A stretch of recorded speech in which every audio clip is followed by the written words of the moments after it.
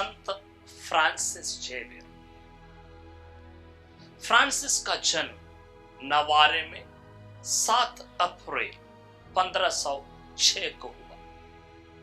जब वे सिर्फ 9 साल के थे तो उनके पिता का देहांत हुआ।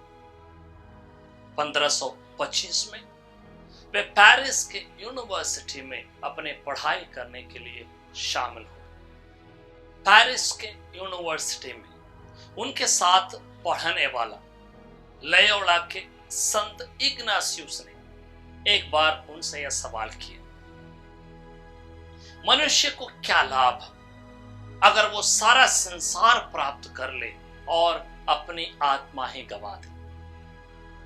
इन शब्दों से संत फ्रांसिस जेवियर के मन में एक हलचल पैदा हुई।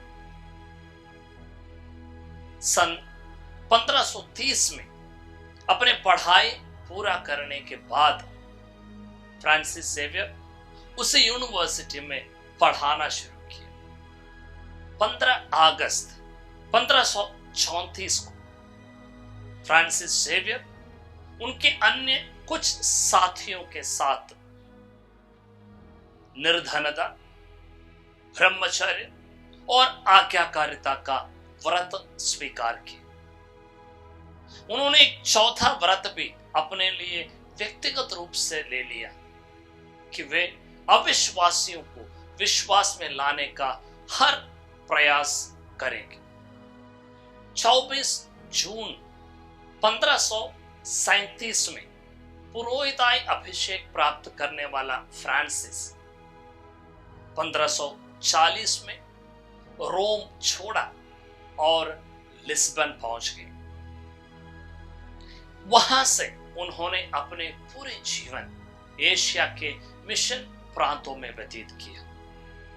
1541 में लिस्बन छोड़ने वाला फ्रांसिस जेवियर 6 मई 1542 में गोवा पहुंच गए।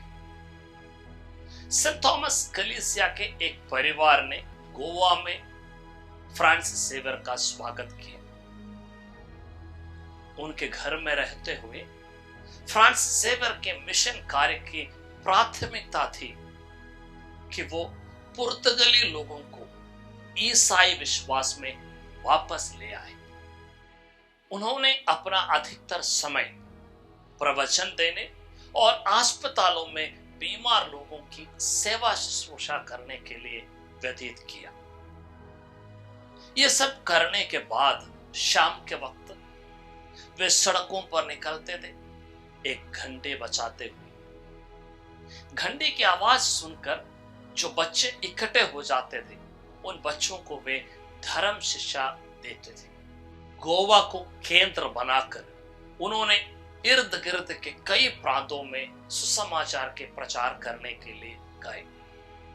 1549 में वे जापान में सुसमाचार की घोषणा करने के लिए गए। जापान की मिट्टी में पहली बार कदम रखने वाला कोई मिशनरी संत फ्रांसिस जेवियर बने। 1552 दिसंबर 2 तारीख को एक छोटे से द्वीप में फ्रांसिस का देहांत हुआ। 4 लोगों ने मिलकर उसी द्वीप में उसी बालू में उन्हें दफना दिया।